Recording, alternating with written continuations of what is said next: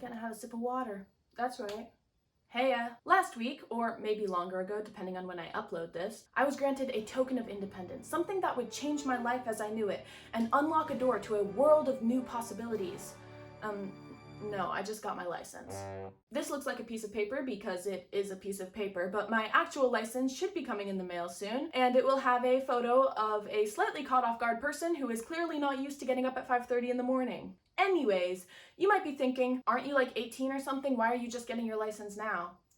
Look, I've had my permit for over a year and a half, but it's not that I procrastinated learning to drive.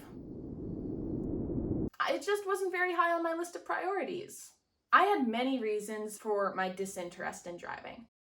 First off, I live in a town where the population of cows exceeds that of people, so it's not exactly a hop-in place with activities for the youth. And you might say, well, why don't you drive somewhere where there's more going on? But like, what, am I gonna drive 30 minutes to go to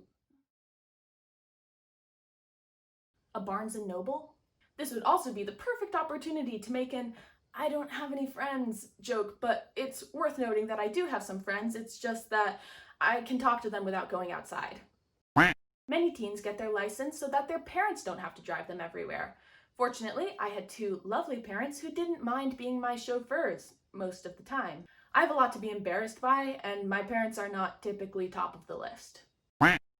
There was no way I was going to get my own car, and the car that I've been sharing with my dad is not exactly top-notch quality.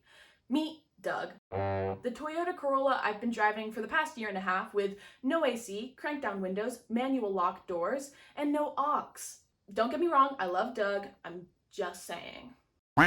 I'm a safe driver, but I just generally don't trust myself with human life, and operating a vehicle is objectively terrifying. The driving school doesn't help. Shout out to anybody else who had to watch the traumatizing car accident montage with an Evanescence song playing in the background during driver's ed. Bet that'll be haunting your nightmares for eternity.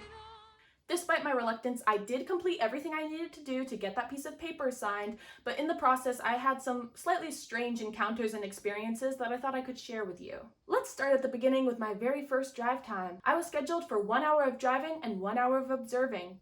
I woke up in the morning and didn't feel that great.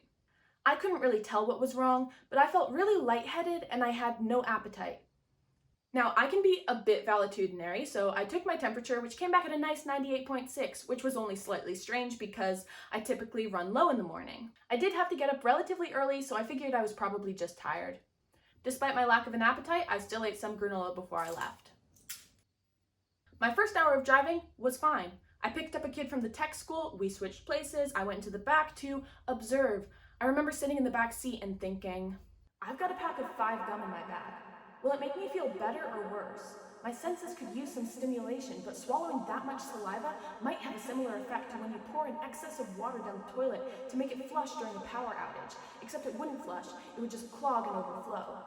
I decided not to go for the gum. We finally pulled up outside the public library where my dad was supposed to pick me up. Things were getting worse very quickly, but I held on until the car was just about to come to a stop, and then I have to get out of the car. What? Thank you so much. Have a great day. And I just walked away. I texted my driving instructor later that I'd had food poisoning, which may or may not have been true. All I know is that I can't eat this granola anymore. The rest of my drive times were less eventful, but mostly they consisted of conversations like these. So what kind of music do you like? I don't know. Anything except for maybe really aggressively Southern country music. So honey, what are you gonna wear to your prom? A hazmat suit.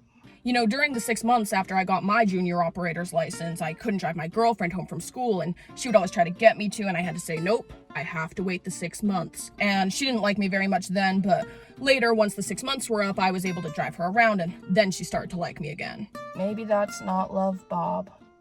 Except I don't actually have the confidence to say any of those things, so my replies were a lot more like... Later, once the 6 months were up, I was able to drive her around, and then she started to like me again. Oh!